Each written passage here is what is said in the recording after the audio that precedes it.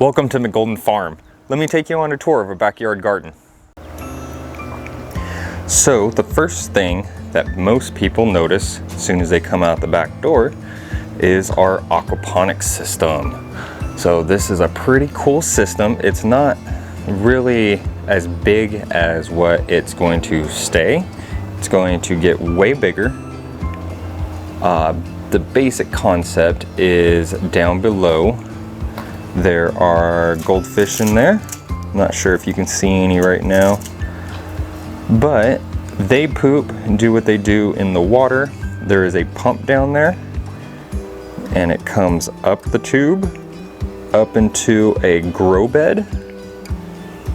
And as you can see, we got lots of stuff growing in there. I got some aloe vera. I have a tomato that I was actually able to keep alive over winter, and it did not die, so it's got lots of tomatoes on it already. I see a red one in there. We have some Swiss chard, and then there's some nasturtium. That was the aquaponics system. Then we got some lemongrass on both sides. We like to use this to make some tea out of. Eventually we'll probably start using it in some stir fries as well. Here we have an angel trumpet that I'm trying to make bigger. Well, it will get bigger, but I'm kind of babying it right now, and then it will be transplanted out. We got some blueberries. If I did it right and I did my research right, out of that blueberry, this blueberry bush, and then this one right here, we should have between like 4 and 5 months of blueberries, as long as I don't eat them all right then and there. Hopefully I'll have enough to freeze. Then we have something I'm really proud of. This is an herb spiral. It's a permaculture technique. It's a 3D model. So instead of planting linear like you do in most gardens and everything, this is a spiral that comes up in a 3D pattern. So just picture a spiral on the ground, and then think about if you grabbed the middle of it and you pulled it up towards the sky. And then along the border are these rocks down here to help keep the soil in. And then everything is planted in a specific position, either north, east, south, or west, and then either lower to get more moisture, or higher, like the rosemary, that requires less water. So in here we have some barley, also good for cat grass and everything. So this is right where the cats come out. They like to just chew. Let's see, you can actually see one of the blades of grass right here just chewed off, and that's from one of the cats, probably both of them. We got some parsley. There we go, now we can see it. We got some parsley that has naturalized and is now doing really good. Right here we have some calendula, which we will start using medicinally. We have some alyssum, which is a really pretty flower, and it doesn't have a medicinal effect for us that I know of yet, but it is planted to bring in beneficial parasitoids. So like a parasitoid wasp or a parasitoid fly are attracted to these type of flowers, the little tiny flowers that they can get into. And so I'm hoping that that brings in a more diverse ecology so that they can help with any pests that we have, and that allows us to be pesticide free and also herbicide free. And this is a common thyme. It's doing really well. It's flowering right now. Next to it right in there is oregano. We have some garden sage. Like I said, we have rosemary up top. Over here on the west side, we have some strawberries.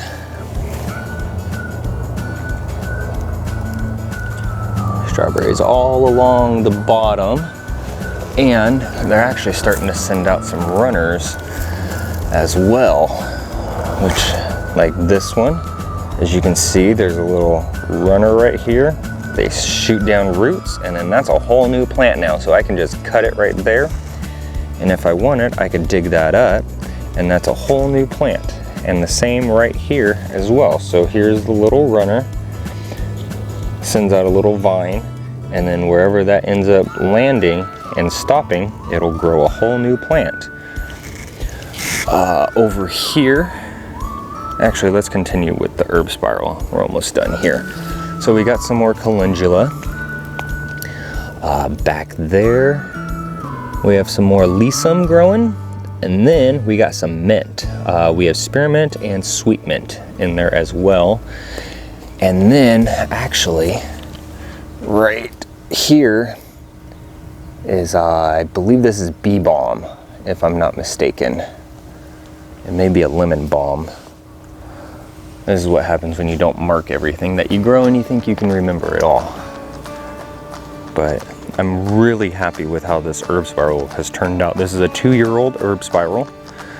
Everything is getting really nice and established now, especially that sage and rosemary.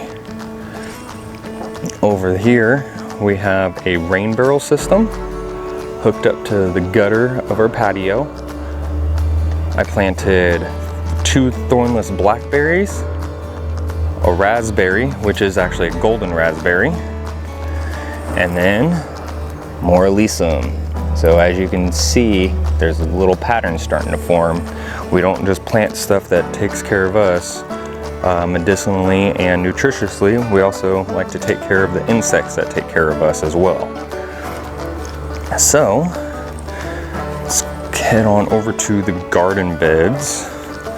We currently have 5 beds in the backyard. I demolished 4 and kind of made everything more uniform and put everything over here. So we got some broccoli. Also, you'll notice that I don't just plant, for the most part, one thing in one bed. Everything is interspersed with other crops. So we got some romaine. You'll see all the ones that look like this are romaine right there. But we also have some spinach growing. Got a little marigold right here growing.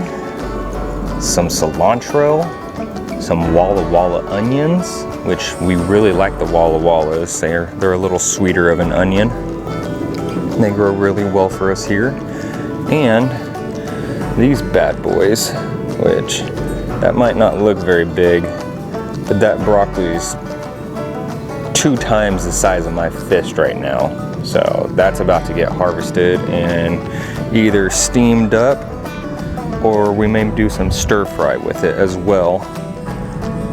And then our next bed, this is one thing that we do grow mainly just in one bed, and it's because we have to disturb the soil to harvest, and that is our garlic. I believe we planted either 164 garlic cloves or 184, one or the other.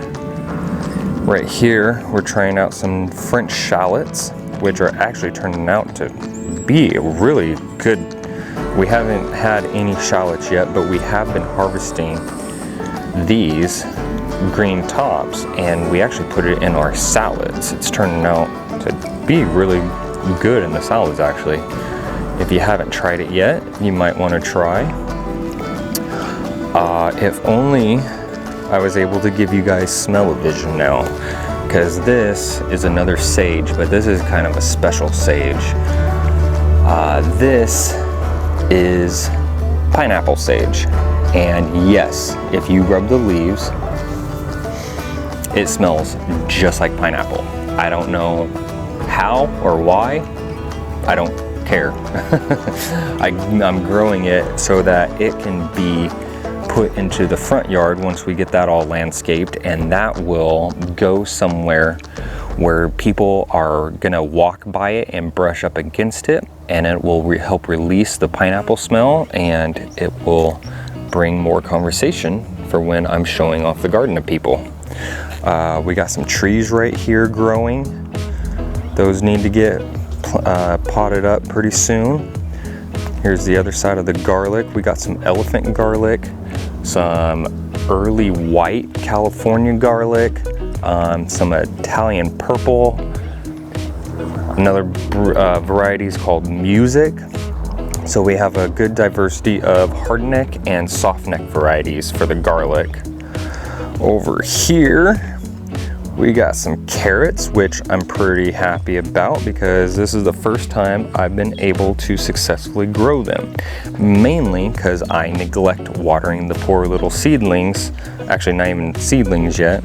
I neglect to water the seeds. And this year I planted them when it was raining a lot. So haha, nature helped me. These will also be used for stir fry as well. But down here, let's see if it'll show up. Down here, we got a nice looking purple cosmic carrot. So that'll be fun.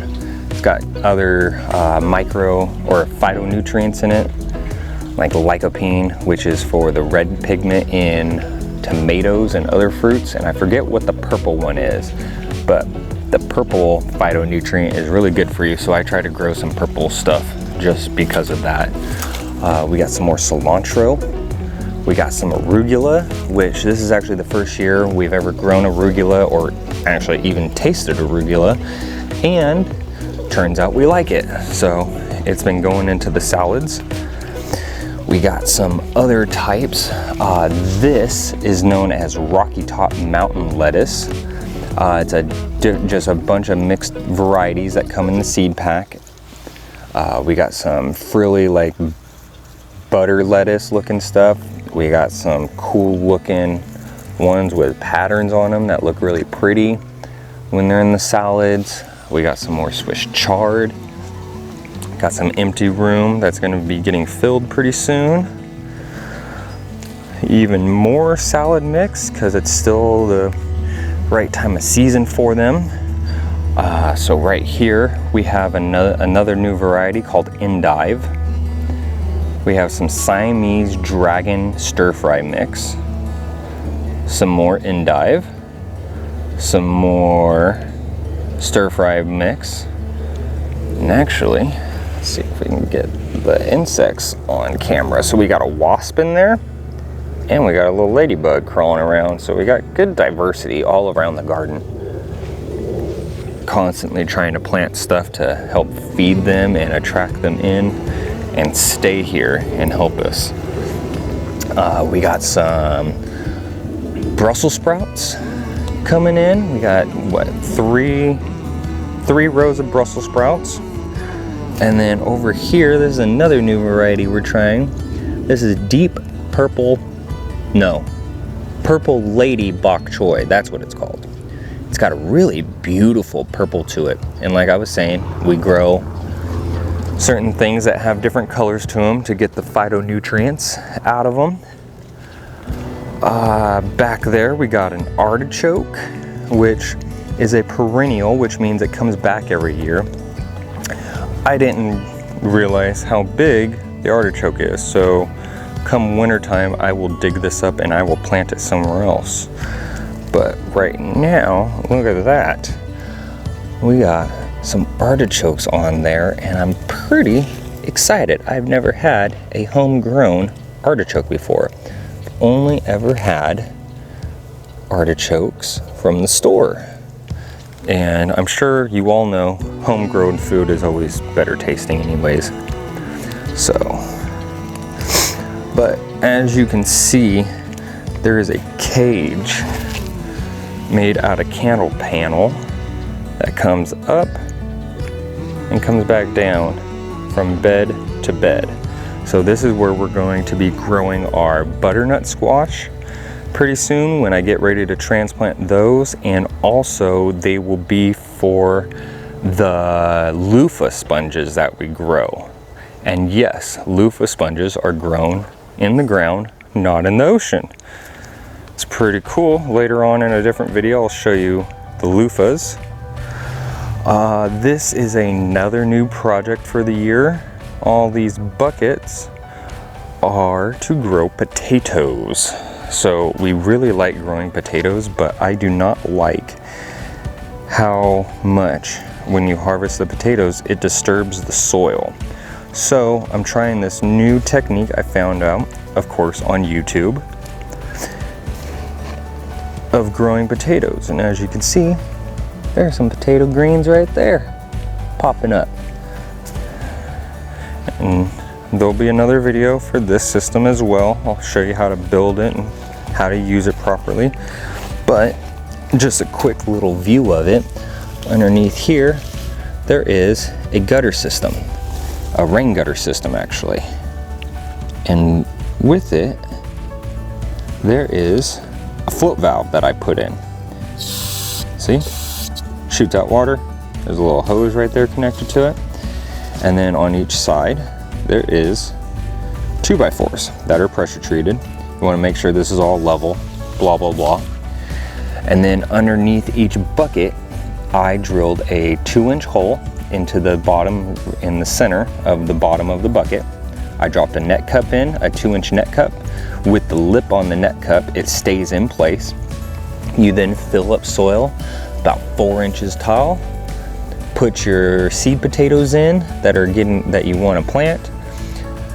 Fill it up with another 6 inches of soil, preferably like potting mix or something that's going to help hold the water and retain it but not be saturated. And then you're going to allow your potatoes to grow up. So you get about 10 inches of soil. Let's find one. I know there's some right here. So like this bucket, where all these cracks are, there's little potatoes coming up. So I'm gonna give this until tomorrow, because then that'll start popping up more. I'll fill this up with about another, what is that? Another 4 inches of soil to about right here, and maybe right here. And then I will top it with some bark or whatever, just to keep on top.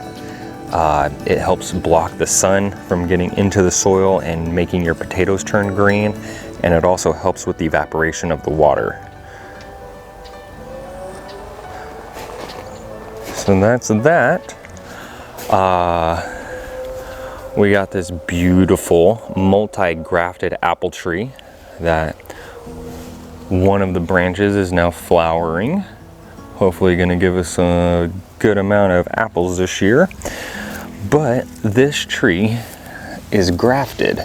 So that means that it doesn't produce just one type of apple. So I bought this from, where did I get this? I bought this from Green Acres. So each of these branches is a different apple. So this branch right here is Gala. This is a Granny Smith apple branch right here.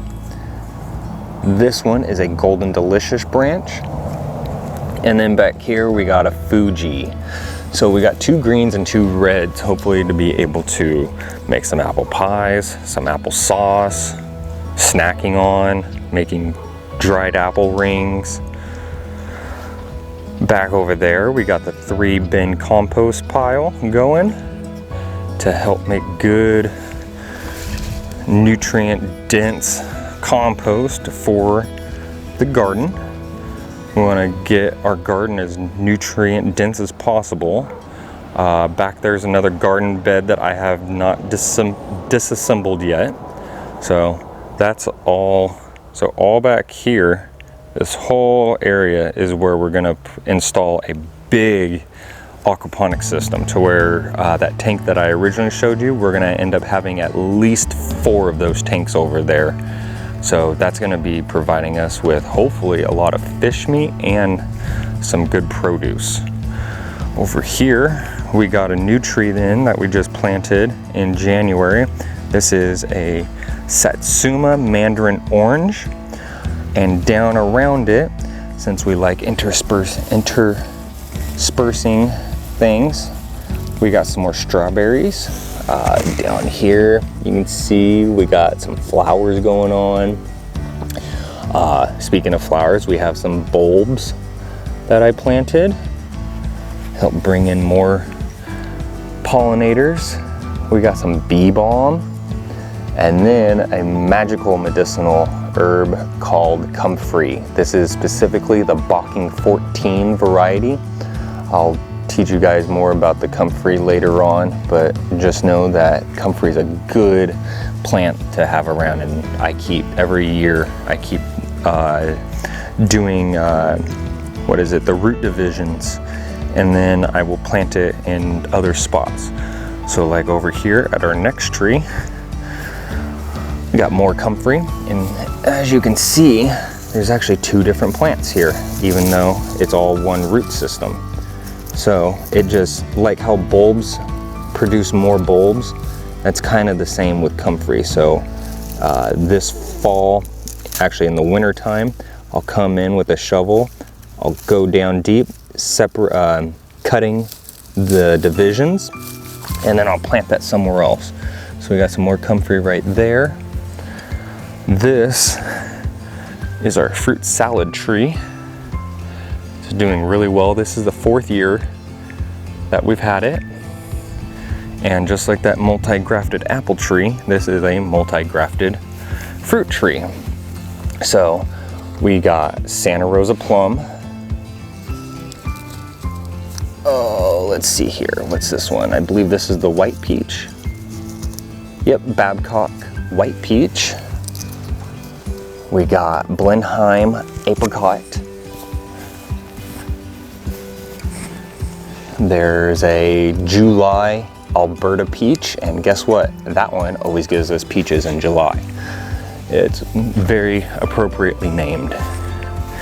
And then on this one, we got Fantasia nectarine, which, what was it? The apricot is actually the one that we have yet to get fruit from. And that's just because of the chill hours that it requires. But here's some baby peaches. And once these form all around the tree, we'll actually come through and kind of thin them out. When you thin out the fruit, more nutrients go to the other fruit that still stays on the branch. They'll get bigger and they'll be sweeter. The plums are loaded right now on the tree, so once these get a little bigger, I'll do the same thing and I'll thin them out. What else do we got? So this is where the pool goes. Also kind of a staging area for me cleaning and doing some projects when the pool's not set up. Some more strawberries. We got some chamomile also that I just planted. This is also the other side of the rain barrel system. So there's the gutter. I keep the gutter just to do a first flush type of deal. So when we get our first rain of the year, I'll put that gutter up. I'll let the rain wash away all the dirt off the patio, allow the gutter to take away that water down to the ground. It'll disperse out to the blackberries and the raspberry, which here's some more blackberries. These are the thornless type. I didn't want to mess around with any thorns. I don't like to play that type of game. We got a fountain that we got for free on Facebook Marketplace, and I got it specifically to help bring in dragonflies. And the first day that we got this set up and got water in it going, we actually saw our first dragonfly in the backyard since we've been here, and we've been here for 8 years now. So yeah, kind of impressive. But everything we do to bring in diversity. So that was the tour, guys. I hope you liked it. Oh, actually, I forgot to show you guys the elderberry bush. So this thing got planted last year and it blew up. Not literally, figuratively, of course, or else I wouldn't be showing you the elderberry bush. But this thing, it's another medicinal. You get the berries off of it, which these are not complete yet. These still have a lot growing to do. we'll dehydrate them and we'll make some elderberry syrup out of. But look how thick this stalk is. It's like twice the thickness of my thumb. And then over here, we got a little hibiscus. Not doing too good. This might not be a good spot for it. This is a Camellia sinensis bush that we got to get the leaves from. We'll harvest the leaves, dry them out, and then that'll make us a black tea. This is our bay laurel tree. So this is where you get bay leaves from. It's a very slow growing tree, but we use bay leaves and they're not that expensive, but why buy something when I can grow it? And I can share these leaves with all my friends and everything. And that way I know that they're getting the best type of bay leaves as well. Then we got a lavender bush over here that we harvest the lavender from. We make tea out of. Thanks for letting me show you around the garden today. I hope you'll be able to stick around and glean useful information from me as we progress and provide more informational videos for you all. I hope you have a great day, and remember, I'm rooting for you.